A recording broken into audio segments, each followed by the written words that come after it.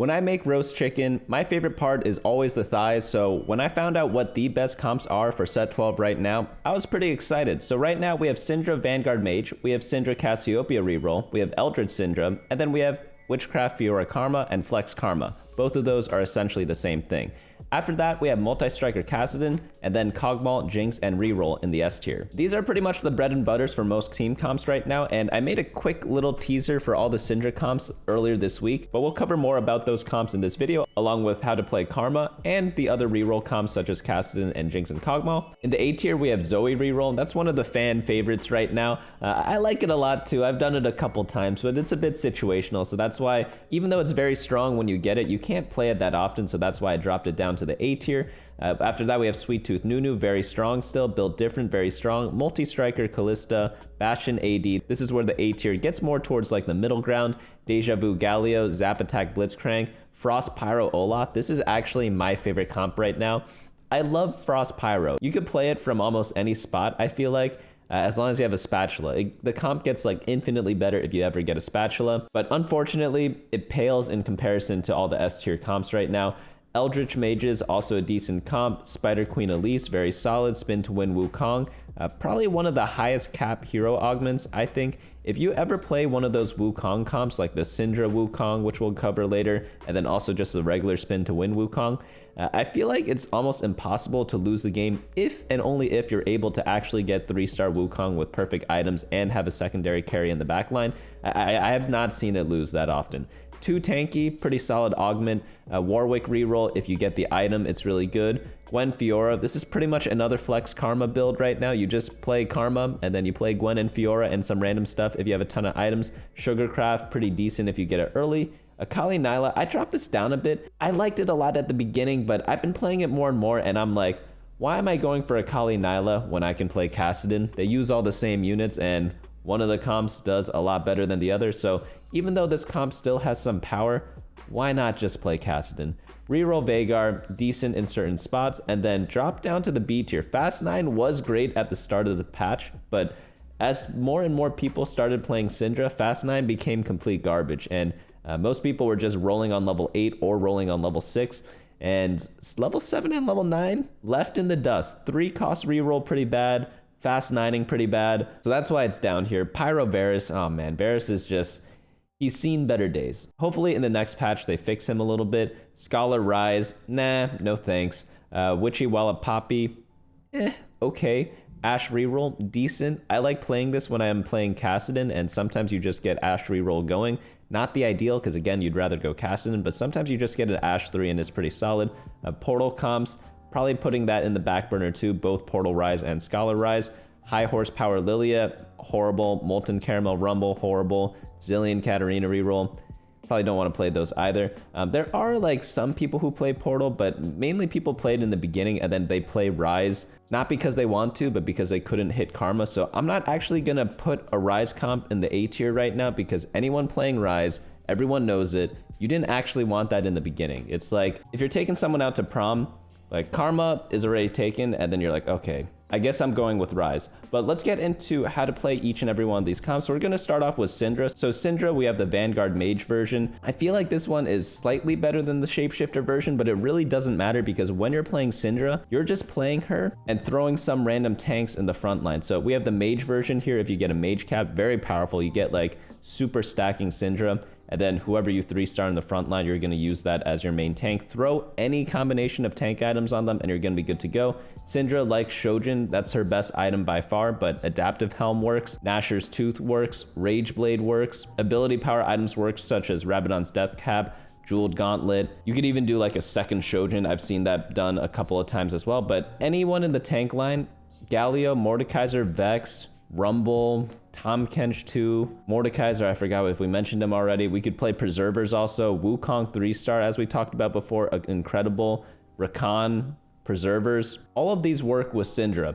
You just need to get her early. So either in stage 2, you start stacking her as a 1-star, or if you get her as a 2-star on stage 3-1, also perfectly fine to start stacking her there, as long as she's 2-star, of course. But apart from that, you just throw in whatever tanks you have, and they buy so much time for her that she eventually kills everyone. It takes a while, but she does get the job done. And then worst case scenario, if you cannot go for Syndra 3-star because everyone's going for Syndra, it's honestly perfectly fine. You don't need to go for Syndra 3-star, even though it is ideal to combine it with like the Cassiopeia 3, the Shyvana 3, things like that. You could just play her as 2-star and then find a different carry in the late game to complement her, like a secondary carry. So you play your Syndra, put 2 or 3 items on her, and then you itemize the tank, right? But then since you only have her as 2-star and you did not re-roll for her, you're gonna just power level up to level 8, play some Karma, play some Nami, either one of those, whoever you 2-star, throw items on them, and you're gonna be more than good to go. Worst case, you could just fully pivot into one of the Karma builds anyways, which is the next comp we'll talk about. But all these Syndra builds are played almost exactly the same. You just find some random tank line and then just play the synergies around them. If you have shapeshifters, play shapeshifters. If you have vanguards, play vanguards. If you get an Eldritch Spatula, or if you get the augment called School Mascot, play that instead and go for 7 Eldritch. All of these comps work really, really well. I can't tell you how many times I've seen people win games or get second place with Syndra 2-star. So if you think it's required to 3-star her because all the comps are called like reroll comps, it could not be further from the truth. But worst case scenario, let's say you don't want to play with a Syndra 2, what should you do? Just play Karma. She uses the same items. Blue buff technically is better on Karma than Spear of Shojin, and you build Spear of Shojin for your the Syndra over here, but Shojin is more than serviceable enough to play with Karma because you just want her to cast, Shojin helps her cast, and then you just apply red buff or Morello Namicon to everyone in the Witchcraft version. You could also play the Flex Karma version and just play whatever frontline you hit as well. It's played in a very similar style. Sometimes people go for a Preserver version like we see here with the Flex Karma with 2 warriors. Sometimes you play a bunch of other random tanks if you don't get Gwen or Fiora. Let's look at all the forecasts for a moment. So we could, let's take out all the legendaries as well. You always want to play with some Incanter units, so either Cassiopeia or Syndra, and you want Zillion because Zillion gives you Chrono. And then you just look at all the forecasts, play any of these tanks. If it's Nasus 2-star, itemize him. If it's Rakan 2-star, itemize him. If it's Taric 2-star, itemize him. If it's Tahm Kench, you could play him, but I don't like itemizing Tahm Kench that much. He's not that great of a tank, but he's great utility. And if you get some of the other carry units, such as Nami, Gwen, or Fiora, you just itemize any one of these people with whatever the relevant items are. So for Gwen, it's going to be like BT, Titans, or like Hodge, JG, maybe like an Edge of Night on her for survivability, Adaptive Helm to get her to cast more. Pretty much anything works on Gwen. Her best build depends on what stage of the game you're in. I find that in the mid game, having like pure damage on her works really, really well. But in the late game, Edge of Night I like a lot on her. But you could also Edge of Night Fiora, you could BT Fiora, you could Infinity Edge Fiora, Giant Slayer. These bruisers in the front line use almost anything, so that's what I like about them a lot. Nami uses the same exact items as Karma, so if you ever find yourself in a situation where you don't have any Karmas when you're trying to go for Karma, you could throw all your items on Nami and run 3 mages. Let's look at some of the mages. We have Nora, we have Vex, things like that, Galio even, and you just play them and play for Nami. It's not going to be as good. You're going to need secondary carries still, but it's still an option if you can't hit Karma. For the tanks, again, like Nasus, if you play Nasus, who do you want to pair with them? Probably a Shapeshifter. So I like using Nico the most because you run Cassiopeia a lot. It gives you Witchcraft. Witchcraft in the late game isn't that important, but it's still like a nice little bonus. You could also run Swain. Swain is pretty tanky, whereas Nico's more of like a supportish tank. If you're playing for Taric, you know when you always get that 1-star Diana, but you never 2-star her, it's okay. Just play it. Play it for Bastion so that you help out your Taric a little bit. He becomes a little more tanky. Rakan, of course, you want to run the Morgana with. And you just play around whatever tank you get. You just play Karma, red buff, blue buff, or like Shojin, Morello. Either or works. And then throw a Nashor's or some ability power item on her. And you're going to be more than good to go. Just find some sort of secondary carry. It really helps her out a lot. And yeah, that's pretty much it for this comp. You want a fast 8, which means that you need a bunch of health in the early game. A lot of people make a mistake when playing for fast state. What they do is they just go for it if they have a lose streak start, and they do full econ. They never roll. They never touch the roll button until level 8. And oftentimes that is a mistake. You only want to not roll if you're like win streaking, because oftentimes you have to stabilize at level 6. If not, you're not going to be in the game for very much longer. But essentially that's how both the Karma and Syndra playstyle works. They complement each other perfectly because 1, they're both incanters, 2, they use the same items, and 3, Like, you could choose whether to play both of them or just one of them, and that makes those comps even stronger. But let's go into some other stuff, because it's a bit boring playing the same 2 champions every single game, even if it is optimal. But let's go into Multistriker Kassadin, very viable 2-star carry. So what I like about Kassadin is that his items are actually more flexible than I initially thought. So when I play Kassadin, I like having one defensive item. So that's going to be Quicksilver Sash, like I see here, or it's going to be the Edge and Knight. Both are fine. I can't really tell which one's better. I've had success on both, and I've also lost on both too, but you definitely need one of them. Obviously, if you get Zhonya's Paradox, that's the best item ever, because it's essentially an Edge of Night that is hand-built for Kassadin, but that is not always the case. After that, Bloodthirster I think is a mandatory item, absolutely, because it gives him a huge shield as he gets below a certain health threshold, and when he does reach that point, that extra bonus shield allows him to just heal all the way back up and keeps him like super duper safe. After that, third item, Rageblade, Archangels, even Crown Guard, Rabadon's Death Cap, it really doesn't matter. Kassadin is really strong in the early game, so what I like to do is, after I build Bloodthirster and one of the defensive items, I just build whatever third item I can. I don't really care too much about it. I'm just trying to save life in the early game and try to win streak, because in the super late game, he falls off a lot because he's a melee carry, and all the people who have backline carries are just going to focus him down. He doesn't have like a blink ability like some other champions, like Fiora can dash around.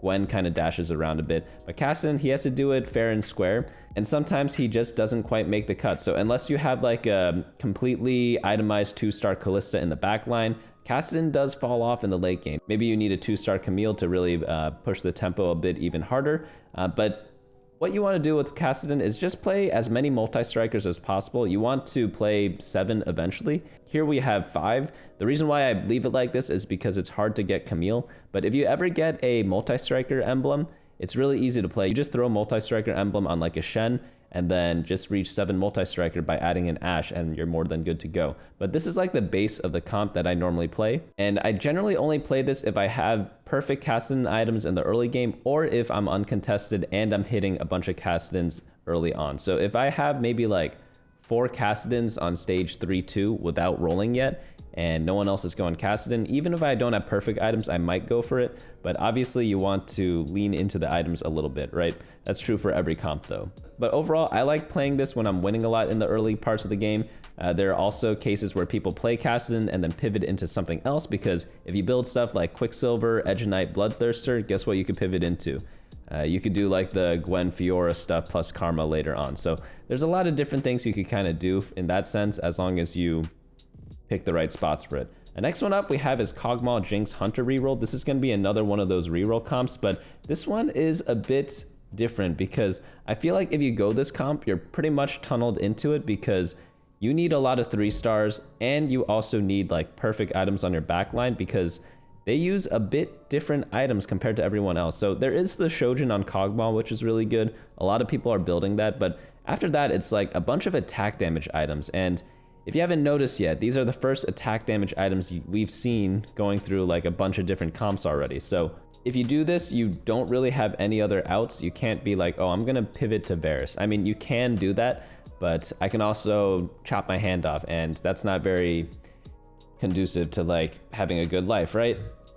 So when you play Kogmaw, you pretty much have to keep playing him, and you need to hit like 3-star Kogmaw, 3-star Nunu, and either Jinx or Tristana 3-star as well as a secondary carry, and that gets very expensive. So if you want to play this comp, I highly recommend getting some sort of econ augment. Prismatic Ticket's going to be the best. Team Building's going to be great.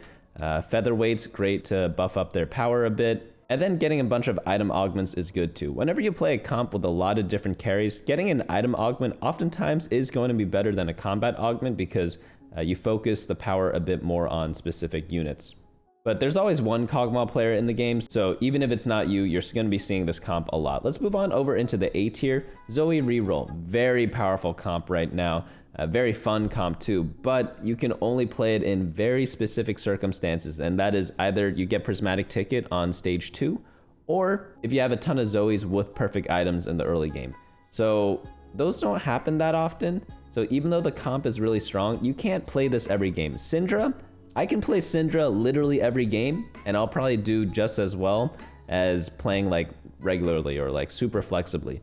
But if I played Zoe every single game, I guarantee you I would not do as well as with Syndra, even though I think the Zoe comp is better if you're able to hit everything. It's just because it's a little bit of a niche comp, and it works really well with certain augments as well, like Spellblade's incredible, Combat Caster incredible. We already talked about Prismatic Ticket. Upgraded Adventure is very fun to do because you do get enough upgrades to kind of get the bonus, but you need some sort of econ augment to reach that. So if you do get Upgraded Adventure, make sure you get a bunch of econ in like stage 3 and 4, just so you are able to guarantee hitting like all the 3 stars. But I love this comp so much. On Zoe, blue buff is absolutely mandatory. After that, Nashor's is a great option, but any ability power item will work. When I say any, I really mean any. Zoe just pops everyone, and then you also build the same exact items on Ahri. Blue buff plus whatever ability power items you have for her.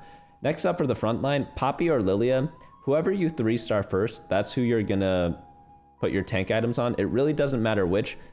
Some people prefer Poppy, some people prefer Lilia. I prefer just putting it on the 3-star I get first. But that with 4 Bastion at level 6 is really, really powerful. So normally the level 6 comp is gonna be Zoe, Ahri, Poppy, Hecarim, Lilia, and Shen. That gives you 4 Bastion and it's pretty easy to access. And once you get Taric, you could replace Shen. Once you level up a bit more, you could add in Milio and Ryze to get to 4 Scholar. It's a huge power spike. But another thing you need to do is put your Arcana buff on Ahri. Ahri gets bonus AP for your entire team. And the more 3-stars you have, the more AP she gives to your team through the Arcana trait. So very, very key to have it on her. And overall, just like a very solid build. You may notice Ahri is on the second line right now. I've tried it. I've tried backlining Ahri. I've tried second rowing Ahri. They're both around the same, but I have been seeing more people second line Ahri, so it might be something to try out in your game, but if you're a bit scared, just throw her to the back line. Doesn't really matter too much, at least from what I've been seeing. Like, I haven't seen second row Ahri do anything crazy ridiculous, but I've also seen like a lot of good players put her both up front and in the back. So something to experiment with this week if you play this comp a lot, but super strong build. Let's go into the next one, which is Sweet Tooth Nunu. You can only play this with the Sweet Tooth augment, so keep that in mind. And there are 2 versions of this build. You could play the build you see here, which is like 5 Honeymancer, and then you throw in a Bastion and you play Veigar carry as your secondary. Or you could just play this same exact build with the Kogmaw Jinx reroll, because it also uses 3-star Nunu, and you're rolling at 2 costs anyway, so you're looking for Kogmaw, Tristana, Nunu, Rumble in a very convenient way. So you could play these 2 comps in the same exact way, except you have a really jacked up Nunu. Really doesn't matter. Both versions work. It just depends on what you're hitting that game. If you're hitting a lot of Kogmaws, go for Kogmaw reroll. If you're not, try out Veigar. Maybe it works, maybe it doesn't, but overall, it's a decently solid build. Next comp up we have is Built Different. Built Different obviously needs to augment as well. We're going to go through a lot of augment comps right now, but essentially, you just play Fast 8, go for 4 costs. I really recommend going for Built Different with some sort of econ augment, or like some sort of econ portal, because reaching level 8 in a healthy manner is a little difficult, and you really need some sort of 2-star tank and 2-star backline at a 4 cost to really make this build work. But luckily you could play duplicates of champions, so if you have 2 1-star Nasuses, you could play both of them at the same time and save yourself some econ potentially. And then once you 2-star Nasus, obviously play him and add another random unit. In the backline, you have a bunch of options for different carries. You have Nami, you have Karma, you have Kalista, but I left off Karma off this list because everyone's going for Karma, so it's a bit difficult to hit Karma. Obviously, if you get Karma 2-star, buy it so you deny everyone else and play it, because it's also good in a built diff comp. But you could also play literally anyone else who's a 4 cost in built diff. That's the way I like to do this. Bruiser items can go on like Olaf, Fiora, sometimes Gwen if you don't have Fiora. You can only play one or the other. In the backline for AP, you have Nami, you have Karma. For AD, you have Kalista and Varus, though I definitely prefer the Kalista. Also, if you play Varus, you cannot play Nasus, and I think Nasus is the best tank right now, so that's why Varus doesn't see too much play in Built Different. Tahm Kench is great for utility, Taric pretty solid as well, and you could also run legendaries too. I know a lot of legendaries have traits activated, but you could always run them if you get them 2-star, because why not? You know, 2-star legendaries still do a lot, even if they don't get the benefit of the Built Different buff. Next comp up we have is Multistriker Kalista. This is one of the other AD comps that we have, but this one is really focused on Kalista. What I like to do when I play this comp is, if I'm going Kassadin, I could use Kassadin in the mid game and go into the Multistriker comp if I don't see a lot of Kassadin. So let's say I took Press the Attack on stage 2, the best Kassadin augment, right? Like no arguments about that. But let's say I don't get any Kassadins, or like my items really suck for him. What should I do? Well, you could just power level and play Kalista instead. That's probably when you would want to do this. And Kalista, pretty decent. She definitely tears through a lot of teams once you get to 7 Multistriker. But after that, you just want some sort of armor penetration. So either an Even Shroud on Shen or a Last Whisper on Kalista. Play a bunch of Multistrikers and then throw in some random tank trait. People like to do Hecarim plus Shen because that gives you Bastion, and Hecarim is also a what's it called, a multi-striker. And then you also run Akali, which gives you Pyro, gives a little bit of bonus attack speed to the Kalista over here. Next comp up we have is going to be the Bastion AD flex. You could play this with, honestly, it could be Preserver or Bastion flex. I should clarify that a bit more, but you just play Kalista or Varus in the back line. Obviously, you prefer Kalista on this patch, and then in the front line, you could do like 4 Bastion, you could do 4 Preserver, and it's just a basic frontline backline comp.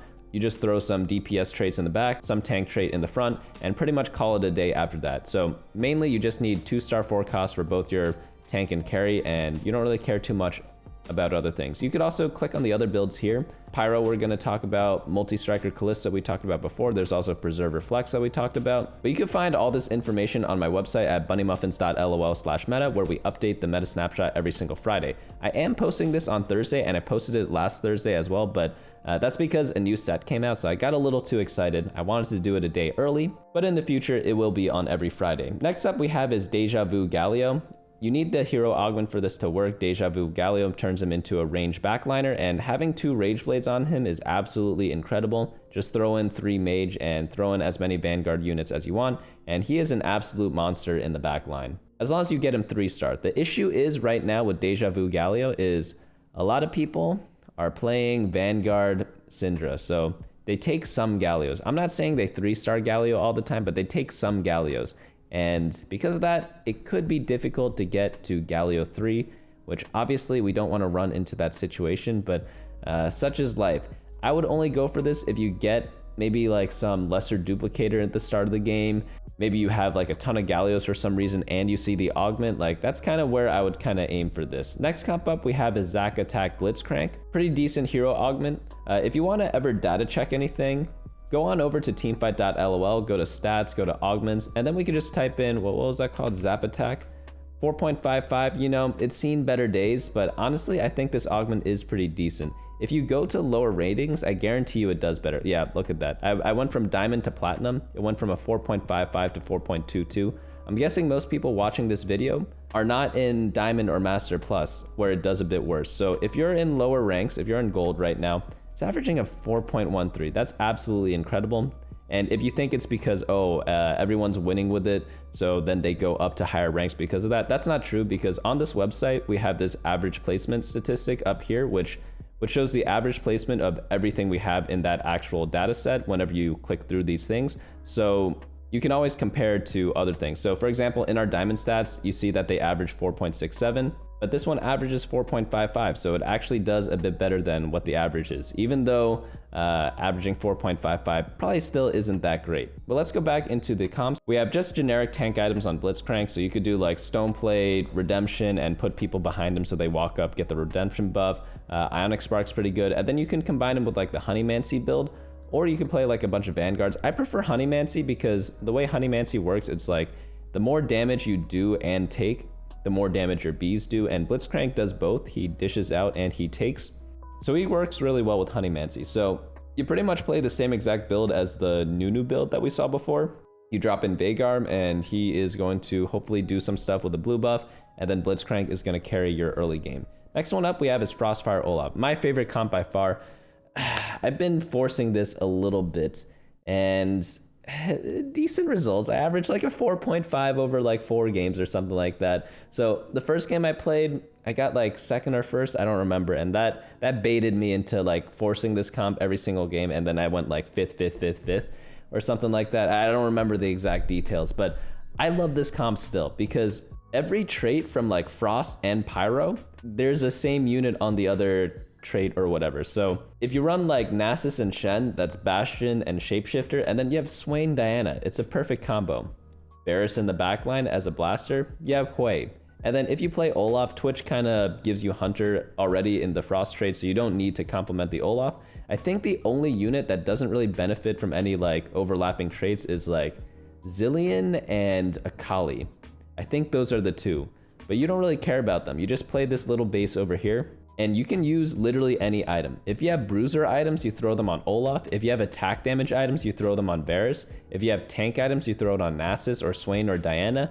And then if you have ability power items, you could slap them on Hui or Diana. There's honestly like so many things you could do with this comp, and no matter what items you have, there's someone for you in the Frostfire Olaf build. So that's what I like most about this comp. As long as I hit everything 2-star, there's like no item that goes to waste. So that's my main reasoning for playing this comp, but this comp gets much more powerful if you are able to get a spatula. So if you get +1 Frost or Pyro, it is absolutely bonkers nuts. So I wouldn't play this comp in like any portal or anything or every game, but if you ever do get a spatula, like try it out. It's really, really strong. You could go for like deep Frost or deep Pyro. I think having 5 Pyro is like the best thing ever. Just throw Pyro emblem on either Olaf, or you could even do Smolder. 5 Pyro Smolder is absolutely bonkers. But of course, with any fast 8 build, you want to have like a decent early game, because if not, you just die before anything happens. And you need like decent econ to actually get to level 8 too. But overall, like try this comp. The only weakness of this, because most of the units here are uncontested, like no one cares about Olaf, no one cares about Varus, Twitch, Hui, no way. Swain people play in the mid game, but they sell him eventually. The only stuff that's actually contested is Nasus and Diana. Both are hard to get, but like that's kind of the name of the game sometimes. But if you get everyone else and you have a 1-star Nasus, you can get away with just having 2-star Swain be your tank. Frost do have like natural frontline, because when you kill a unit, they pop out a Frost unit. Shen, people do play Shen a lot because he's used in a lot of the multi-striker builds, but he's a 3-cost unit, so you could generally get him to 2-star. It's not too bad playing this contested, but overall, it's really just my favorite comp because of the way the items work. Eldritch Mages, this one's okay. You just go 7 Eldritch. I really recommend this if you get like School Mascot or something and then just play with Nami carry. It works very similarly to the Syndra build we talked about earlier, except this one's more focused on Nami. But if you have like random items on Syndra that you farmed up with early on in the game so that she has a bunch of stacks, you could still pivot into the Eldritch build and then just focus more on Nami. Next one up we have is going to be Spider Queen Elise. This one's one of those hero augments, doing pretty solidly, I think, too. Let's take a look. Spider Queen, 4.44 in gold. Let's see, in Emerald, it's going to be 4.62. It's like average, I'd say. I like it though, because you only are going to play this if you have a ton of Elises. And I think with shapeshifters and with complementing it with like, what's her name? Syndra, it's very, very powerful, because you could just play the shapeshifter Syndra build that we saw before and just have a 3-star Elise that's just an absolute menace to everyone. Where is it? It's this one, right? Yeah, shapeshifters with Syndra, and they work really well together because they both do ability power damage. Syndra has built-in Ionic Spark effect, which is reducing magic resistance, so Elise just ends up doing a ton of damage to some people anyways, because like Syndra and her ideally focus the same target. Shapeshifters in general are probably the best tanks right now, so it's overall just like a very solid build, even if the data says otherwise. You could always just take it and play Syndra. Next one up we have is going to be Spin to win Wukong. You just want to play Preservers with this and play anything else. Some people like stacking it with Arcana. You could also, again, play Syndra. We have a different build over here on the picture because I know we're all sick of Syndra, but you could honestly play him with a lot of different stuff, and he could use a bunch of different items. So obviously only take this if you get the augment. It only shows up on stage 3, so do keep that in mind when you approach this comp. BT's really good, Stoneplate's still really good, even though his ability changes a bit, and then Sterix does pretty decently. Find some sort of carry in the backline. It doesn't have to be Bard. I just use Bard in this image because he's also a 3-cost unit that belongs in the comp because he's a preserver.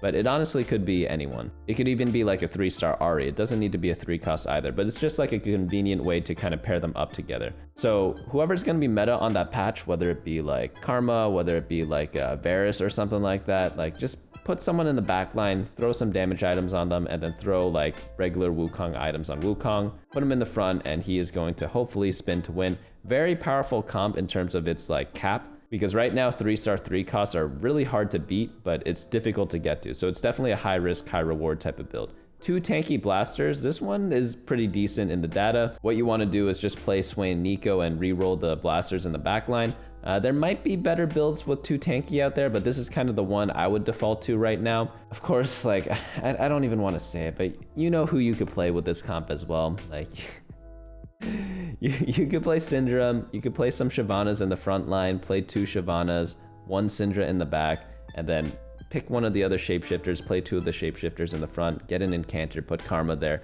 Like, you could do the same thing that way too, but if you want like the traditional 2 tanky blaster version, this is going to be what it's going to look like because they're all 3-cost units. Ideally, you get all 3 of them to 3-star, or sorry, all 4 of them. Next one up we have is going to be Corrupt Vampiric Scepter Warwick. Only play this if you get Corrupted Vampiric Scepter, and just put that item on him, put a QSS on him, put a Titans on him. You don't really need Rageblade. Obviously, it's still decent, but I think Titans is a bit better because he gets built-in attack speed anyways from his passive. But just play 7 Frost and 2 Hunter, pretty solid build. The Frost kind of gives you some semblance of a front line because you don't really have too much of it over here. You don't want Warwick tanking everything, even though he's kind of like a regen tank.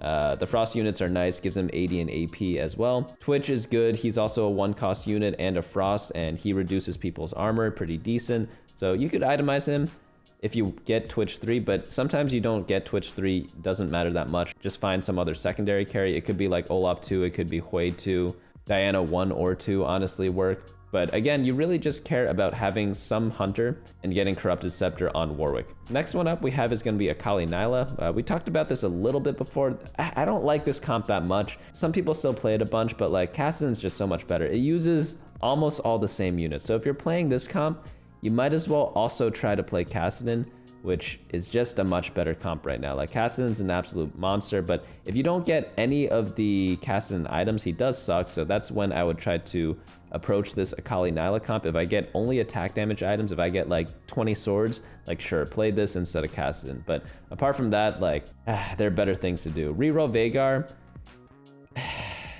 Vex and Veigar, they should work out theoretically, right? But 3-cost reroll just is not in the best spot right now.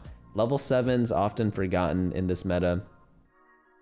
So because of that, like, you don't want to play too much 3-cost reroll, but when should you play 3-cost reroll? It's going to be during like Scuttle Puddle, Crab Rave, maybe Gold Opener, or if you get some sort of ridiculous econ augment at the start, such as Prismatic Ticket. What's the other one called? Like Shimmer Scale, Essence, or something like that. The one that gives you 2 Shimmer Scale items as a Prismatic.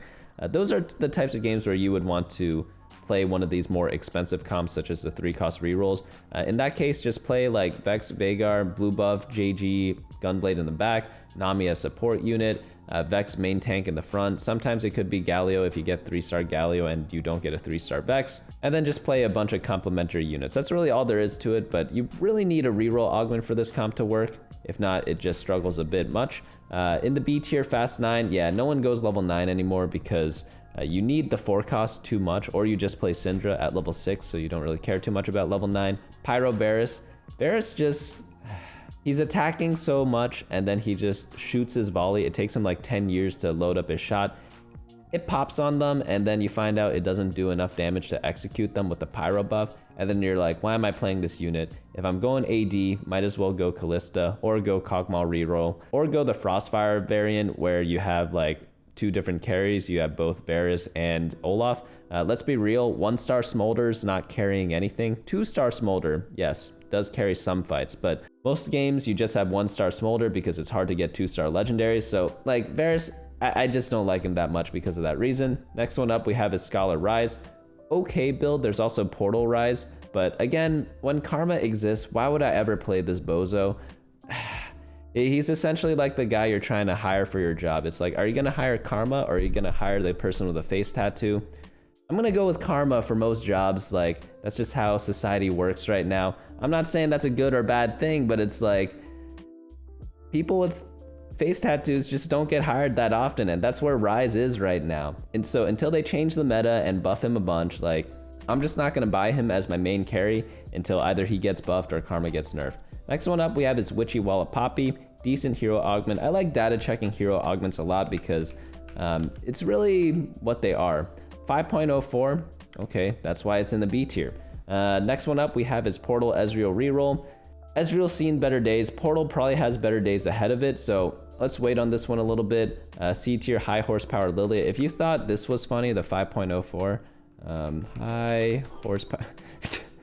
5.59. Yeah, don't want to be playing that. And that is going to be all the comps. We have some other ones up here that I did not make yet. We have Gwen Fiora. It's essentially just Karma with Gwen Fiora right now. Sugarcraft, if you get Sugarcraft spat, just look up all the Sugarcraft units. Go to teamfight.lol right now, click Team Builder, and then type in Sugarcraft here. Throw them all in, play 6 Sugarcraft, have fun. If you want to play that comp, it's very fun and it is strong, but you just need Sugarcraft spat to really make it work. Ashe reroll, it's pretty much just Kassadin reroll, and then yeah, you don't even want to look at these other ones down here yet, but right now it's really just Syndra. Check out the Syndra video, I highly recommend that because I go through all the different Syndra variants and like kind of when to play them in a bit more detail. So click on my channel, go Control F Syndra, and you'll find that video. But yeah, right now I'm really just gonna play like 3 comps. I don't like Kogmaw that much. I never find myself in the right spots to play it, so I'm just gonna play Syndra, Karma, and what's the other one? The Kassadin comp. Those are my main 3. I might throw in some Pyro Frost here and there because I just like playing that comp, but if I'm actually trying to climb, I'm just gonna play the ones I just mentioned. But hopefully you all enjoyed this video. I actually don't mind this patch, even though Syndra is a bit OP. I think the game is actually fun right now, but if you really like Syndra, definitely keep playing right now. If you really hate her, just wait a couple days. It is the first patch. There's always some weird stuff going on, but honestly, there are a lot of different options to like play a certain champion. Like you don't always have to play it the same way, which I think is really cool. So even though it seems like you're playing the same thing every game, you're really not, because you're kind of like mixing and matching whatever you get. Like I always think of it as like a roguelike right now, because yeah, you're trying to win the game by getting Syndra 2-star or Syndra 3-star, right? But based on what you get, like sometimes you get shapeshifters, you're like, ooh, do I play around like the Swain 2 or the Nasus 1 right now? Oh, I got Nasus 2. Do I sell the Swain right away, or do I play like 6 shapeshifters for like 2 turns? You always make these little decisions based on what you're getting that game, and I find that kind of fun, even though I am playing like very similar champions every time, or like the same carry. So I don't really mind this meta that much. I know a lot of people are complaining, but let me know your thoughts about that down in the comments below, and I hope to see you all this weekend in my next videos.